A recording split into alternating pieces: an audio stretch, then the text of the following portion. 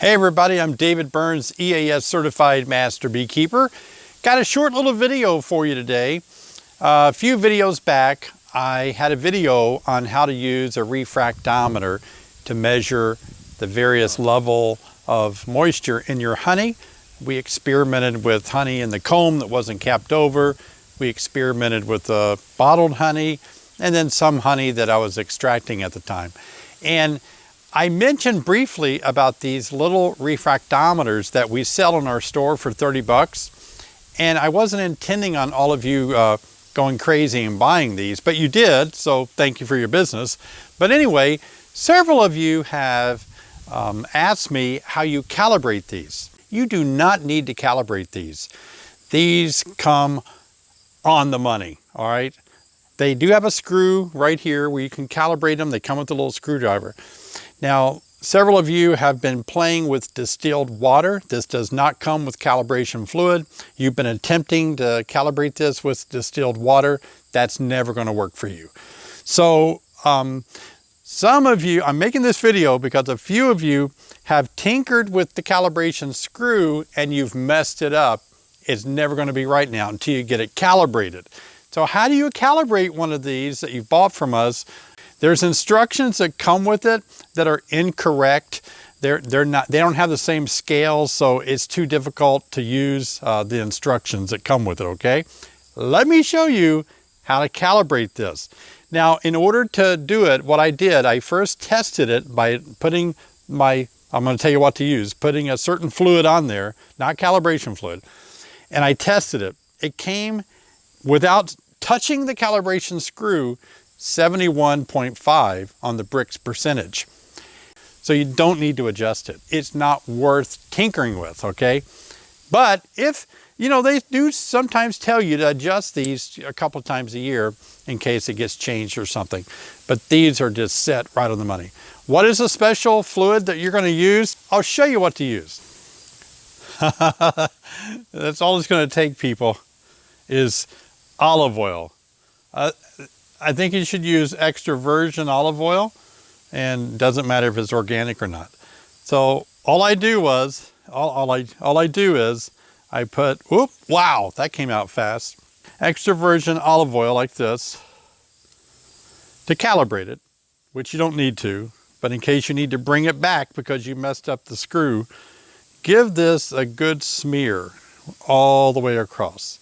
You might want to put it on pretty thick. Close the lid with the extra virgin olive oil.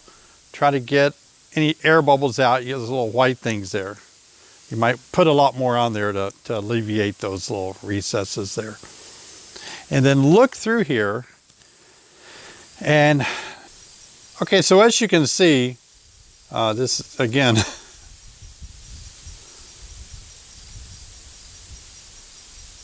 so we're aiming for 71.5. And as you can see, this baby is right on the money. No need to calibrate. Okay, everybody, I hope this has been helpful for you on using that refractometer. And it comes calibrated. You don't need to touch it. But in case you have messed with it, or maybe it does need calibrated for some reason, you're insecure about its reading, you can tweak it. And remember, don't use distilled water, don't use calibration fluid, only use extra virgin olive oil. And you're gonna have to pull that little cover off to get to the screw, and it comes with a screwdriver, and you can put it to 71.5% on the Brix scale. That's how you're gonna do it. But I assure you, I would not mess with it. It comes calibrated, and you're just gonna be wasting your time and effort, so don't calibrate it unless you really suspect something is really off, okay? And so I hope you've enjoyed this tip. I hope it's been helpful for you. And please check out our website at honeybeesonline.com. Now that it's getting into the fall and late summer, fall, a lot of you are wondering what to do about your bees for winter. We offer a class on getting your bees through the winter. It's an online course. You can take it from the comfort of your home. Online, you don't have to go anywhere, pay expensive hotel bills, food bills, travel bills. You don't have to travel all the way over here to our training center. You can take this course online with me teaching you how to get your bees through the winter. I hope you'll really check that out on our website below, and that way you can know what it means vitellogenesis. You can understand about bees of winter physiology. Remember, the bees you're seeing in late summer and fall are not going to be bees that you see in the winter, especially bees in late summer. Those bees live 30 to 40 days. You have to raise bees of winter physiology to make it through the winter.